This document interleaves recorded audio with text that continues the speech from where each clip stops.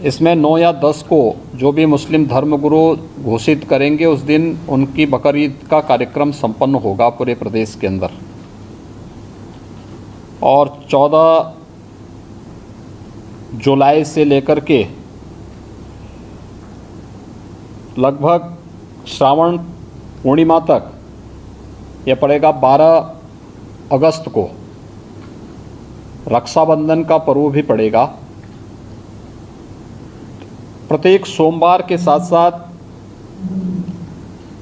जिस दिन महाशिवरात्रि का आयोजन होगा उस दिन सभी देवालयों में भी भीड़ भाड़ होगी। 31 जुलाई से लेकर 12 अगस्त तक अयोध्या का सावन मेला भी है। 2 अगस्त को नाग पंचमी का भी पर्व पड़ेगा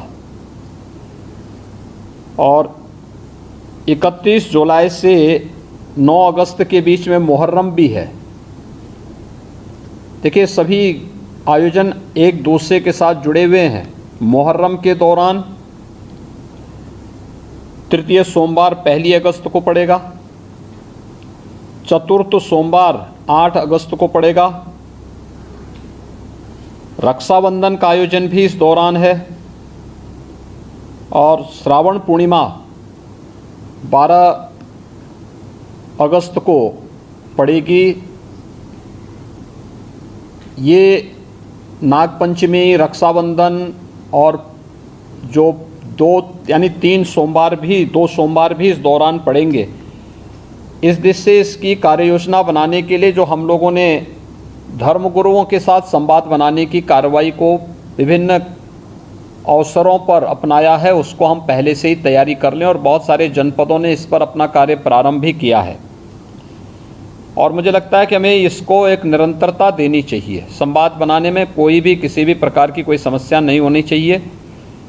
ये निचले स्तर पर कहीं पर थाना स्तर पर पीस कमेटी की मीटिंगों के माध्यम से और थानाध्यक्षों के और अन्य जो हमारे इंस्पेक्टर, सब इंस्पेक्टर हैं, इनके माध्यम से भी कुछ धर्मगुरुओं के साथ, पुजारियों के साथ या अन्य जो मौलवी हैं उन सब के साथ हम लोगों को संवाद बनाने में कोई भी संकोच नहीं होना चाहिए। समाज के जो मानिंद हैं, अलग अलग तबके के, उन लोगों के साथ भी संवाद बनाने में हमें किसी भी प्रकार का कोई संकोच नहीं होना चाहिए। दूसरा, उससे ऊपर भी जो हमारा सर्किल है या ज्वाइंट मजिस्ट्रेट हैं उनके माध्यम से भी, या जो उप जिलाधिकारीगण हैं, ये लोग भी संवाद बनाएं, अच्छा होगा। अलग अलग धर्मगुरुओं के साथ, समाज के मानिंदों के साथ में, जिनकी समाज में अपनी एक पकड़ होती है, जनप्रतिनिधियों के साथ संवाद बनाना, उनकी गतिविधियों पर भी निगाह रखना, नज़र रखना। ऐसे ही जो एडिशनल एसपी और एडीएम स्तर के अधिकारी हैं, वे लोग भी अपने इस कार्यक्रम को करें और जनपद स्तर पर जिलाधिकारी और पुलिस अधीक्षकों को भी संवाद के इस कार्यक्रम को आगे बढ़ाना होगा। यह सुनिश्चित करें, क्योंकि ये सारे कार्यक्रम पड़ेंगे और 15 अगस्त को स्वतंत्रता दिवस का कार्यक्रम भी होगा, क्योंकि अमृत महोत्सव है आज़ादी का। तो इस अवसर पर कुछ विशेष आयोजन होंगे। उन आयोजनों के साथ पूरा प्रदेश जुड़ेगा। तो जितने भी ऐसे तत्व हैं जो एंटी सोशल हैं, एंटी नेशनल हैं, वे कुछ न कुछ गड़बड़ी करने का प्रयास करेंगे, माहौल को ख़राब करने का प्रयास करेंगे। इसलिए सतर्कता और सावधानी, इसके लिए संवाद हमारा महत्वपूर्ण है और संवाद के माध्यम से इसके समाधान का रास्ता निकालना, इसकी समीक्षा रेंज स्तर पर, कमिश्नरी स्तर पर, जोन स्तर पर निरंतर होती रहे। पर्व और त्यौहार कोई भी हो, शासन की जिम्मेदारी बनती है वहां पर सुविधा देना और सुरक्षा का बेहतर माहौल देना। कोई भी पर्व और त्यौहार हो, परंपरागत तरीके से हो, परंपरा से हटकर कुछ भी हम न होने दें। आयोजकों के नाम नोट करें, आयोजकों से हम लोग एप्लीकेशन जरूर लें और उनसे सुनिश्चित जरूर कराएं। हमने गृह विभाग को भी मैंने एक परफॉर्मा उपलब्ध करवाया था कि उसे हर एक जनपद में उपलब्ध कराएं और उसी के माध्यम से अनुमति भी सुनिश्चित कराएं। शर्तें जोड़िए उसमें कि वह कहीं भी शांति को भंग करने वाली व्यवस्था, कोई भी ऐसा बयान नहीं देंगे, कोई भी ऐसा कार्य नहीं करेंगे जिससे शांति व्यवस्था भंग होती हो, या किसी जाति, मत, मजहब, वर्ग, संप्रदाय या किसी भी अन्य उसकी भावनाएं आहत होती हैं, कोई भी इस प्रकार की बयानबाजी न हो। इस पर ध्यान देने के लिए हमें जहां व्यवस्था बनानी पड़ेगी, वहीं साथ ही साथ हम इस बात को सुनिश्चित करेंगे बकरीद के लिए मुस्लिम धर्मगुरुओं के साथ और इस आयोजन के साथ जुड़े हुए जितने भी लोग होंगे उन सभी के साथ हमें संवाद बनाना होगा। कावड़ यात्रा के लिए भी हमें कावड़ संघों के साथ, कावड़ संघ हैं बने हुए हर एक जगह, उनसे भी संवाद बनाना पड़ेगा। अगर हम उसी स्तर पर संवाद बनाएंगे तो बाद में जब ये भीड़ इकट्ठी होती है तो उस समय समस्या नहीं खड़ी होती है, तब ये कार्यक्रम एक रूटीन का हिस्सा बन जाता है, फिर उसमें कोई समस्या पैदा नहीं होती है। इसलिए उन सभी चीज़ों को हमें पहले से ही एक संवाद बनाकर करना होगा। मुहर्रम के अवसर पर भी मुहर्रम से जुड़े हुए जो अलग अलग ताज़िया लेकर के जाते हैं उनके साथ पहले से संवाद होना चाहिए। कहीं भी कावड़ यात्रियों का और मुहर्रम के जुलूस आपस में टकराने की नौबत ना आने पाए, इसके लिए पहले से रूट तैयार कर लेना, पहले से सुनिश्चित करना कि किसी की भावनाएं आहत भी न हो और दोनों कार्यक्रम संपन्न हो जाएं, परंपरा का उल्लंघन भी कहीं न हो, इस बात को सुनिश्चित करेंगे और इस पर हम लोग पहले से ही ध्यान देंगे जिससे कहीं भी कोई बात न हो।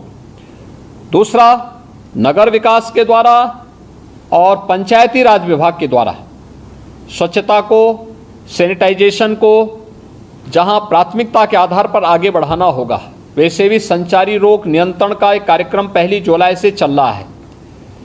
स्वच्छता, सैनिटाइजेशन उसका प्रमुख पार्ट है। इसको हम विशेष रूप से एक अभियान के रूप में लें। बकरीद के दिन कुर्बानी जहां होगी वह सार्वजनिक स्थल नहीं होगा, जो निर्धारित स्थल और पहले से चली आ रही वहीं पर होगा। हम सुनिश्चित करें कि यह स्थान कोई सड़क, कोई चौराहा या कोई ऐसा सार्वजनिक पार्क या कोई ऐसा स्थल न हो जहां को लेकर के अनावश्यक विवाद हो। और कुर्बानी के बाद जो भी वहां पर सॉलिड वेस्ट पड़ा हो उन सबको निस्तारण करने की भी व्यवस्था की जानी चाहिए, चाहे वह आयोजक करें, चाहे वह नगर निकाय या पंचायती राज विभाग से जुड़े हुए लोग करें। इस व्यवस्था को पहले से सुनिश्चित होना चाहिए कि कुर्बानी के तत्काल बाद उसकी सफाई की व्यवस्था भी हो जाए जिससे गंदगी न होने पाए। और वह जो सॉलिड वेस्ट आप डालेंगे वह एक ऐसी जगह रखना चाहिए जहां बस्ती से दूर हो, नहीं तो बहुत तेज बदबू करेगा। उसके बाद तमाम प्रकार की बीमारियां और अन्य संक्रामक बीमारियां वहां पर होने के खतरे होते हैं। इन चीज़ों को सुनिश्चित करेंगे।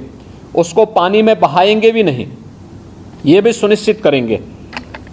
जल जमाव न हो कहीं भी नगरीय क्षेत्र में, चाहे वह बकरीद से जुड़े हुए आयोजन हो, कावड़ यात्रा से जुड़े हुए हों, नाग पंचमी के कार्यक्रम हो, या फिर श्रावण पूर्णिमा के या सावन जो मेला लगता है अयोध्या में, कहीं भी जल जमाव न हो, इस बात को भी हमें ध्यान में रखना होगा। शुद्ध पेयजल की आपूर्ति के लिए भी विशेष व्यवस्था देखनी पड़ेगी। हम लोग लगातार देख रहे हैं, लगातार न्यूज़पेपर में, अन्य जगहों पर हम लोग इस बात को देखते हैं कि शुद्ध पेयजल की आपूर्ति नहीं हो रही है। हो सकता है बरसात के कारण कहीं कोई समस्या आ रही हो, वहाँ पर हम लोगों में एक अवेयरनेस तो पैदा कर ही सकते हैं कि अगर पानी इस प्रकार का है तो वह पानी को गर्म करके छानने के बाद तब उसका सेवन करें। हम उनको उनके भरोसे न छोड़ें। बच्चे बीमार हो सकते हैं, कोई अन्य समस्या खड़ी हो सकती है, उस पर हम ध्यान दें। स्ट्रीट लाइट की व्यवस्था बरसात के समय में वैसे भी इसके बारे में हमें अलर्ट रहना पड़ेगा। नगर निकायों को भी जहां जहां ये आयोजन हो और कावड़ यात्रा से जुड़े हुए जितने भी रूट हों वहां पर भी स्ट्रीट लाइट की व्यवस्था ठीक हो। सुरक्षा के प्रति अत्यंत सतर्क रहना पड़ेगा, पेट्रोलिंग बढ़ाना पड़ेगा, सोशल मीडिया पे नजर रखनी पड़ेगी। और कोई भी व्यक्ति भड़काऊ बयान देता है या कोई भी ऐसी बयानबाजी करता है जो सुरक्षा के लिए या किसी समुदाय की भावनाओं को आहत करके उसे भड़काने की कार्रवाई कर रहा है, तो हमें कार्रवाई करने से हिचकना नहीं चाहिए और बहुत सख्त कार्रवाई उन स्थितियों में हमें करनी चाहिए। दूसरा, विद्युत विभाग से जुड़ा हुआ है जिसमें विद्युत की आपूर्ति अनवरत बने। जर्जर पोल और तार को पहले से हम रिप्लेस कर लें, उसका मरम्मत आदि का काम कर लें, जो भी हमें करना हो उसको हम कर लें। सड़कों की मरम्मत सुनिश्चित कर लें, ये ग्रामीण हो, शहरी क्षेत्र की सड़कें हो, जिन सभी संबंधित विभागों से हो, जिलाधिकारी और मंडलायुक्तगण इन सब की समीक्षा जनपद स्तर पर सुनिश्चित कर लें कि कहीं भी और जवाबदेही के साथ करवाएं, जल जमाव न हो, गंदगी न हो, सड़कों में गड्ढे न हो, इन बातों को हम सुनिश्चित करें। मीट मछली कावड़ यात्रा की रूट पर न हो, अच्छा होगा। अनावश्यक उसके कारण उत्तेजना पैदा हो सकती है, या उस रूट पर कोई ऐसा कार्य न होने पाए, क्योंकि कभी कभी लोग शरारतन कर देते हैं कि उस रूट पर ही किसी प्रतिबंधित पशु को मार करके फेंक देते हैं, जिससे वे लोग उत्तेजित हो सकें, क्योंकि जो शरारती तत्व हैं वो हर प्रकार का संभव प्रयास करेंगे। हमें उसके प्रति सतर्कता बरतनी चाहिए।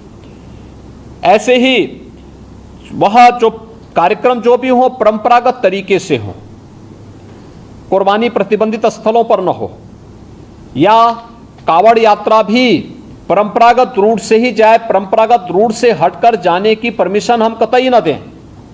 और पहले से हम उन सब के साथ संवाद बना लें कि जबरदस्ती जो रूट नहीं है उस रूट पर जाने का कोई भी प्रयास न करें। इन बातों को हम सुनिश्चित करेंगे हर जनपद में, और जहां पर इन सभी कार्यक्रमों के लिए हो विशेष कंट्रोल रूम की स्थापना करके निश्चित उसकी वहां पर नियमित समीक्षा भी की जानी चाहिए।